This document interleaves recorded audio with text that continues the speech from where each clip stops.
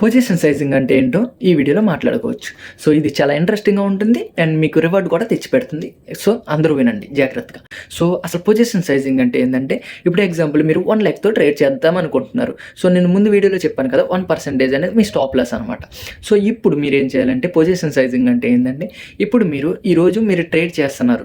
Trade 1,000 rupees కంటే తక్కువ. అంటే ఎగ్జాంపుల్ మీరు 500 రూపీసే లాస్ కనిపిస్తుంది అనుకుందాం. సో అప్పుడు మీరేం చేస్తారు? 1 లాట్‌తోనే ట్రేడ్ చేస్తారా? ఎప్పుడు అలా చేయకూడదనమాట. ఎగ్జాంపుల్ మీరు ఆ ఒక్క డేకి మీరు 1000 రూపీస్ అనేది లాస్ అవుతే చాలనుకున్నారు కదా! ఇప్పుడు మీకు 500 రూపీసే లాస్ కనిపిస్తుంది అనుకుందాం.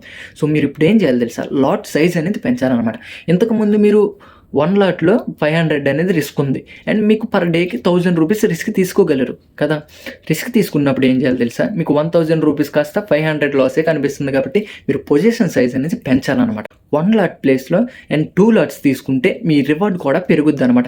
ఎగ్జాంపుల్ మీకు ఒకవేళ అదే రివార్డ్ 1000 రూపీస్ లాస్ అయిందనుకుందాం.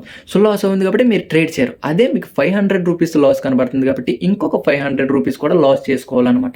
అంటే లాస్ చేసుకోవడం అనేది కాదు. మీరు ఇక్కడ రిస్క్ చేస్తున్నారు కాబట్టి రివార్డ్ కూడా పెరుగుద్దనమాట. సో ఇది కొంచెం డిఫికల్ట్‌గా ఉన్నట్టుంది. మీకు అర్థం కాకపోతే మళ్ళీ ఇంకొకసారి చూడండి.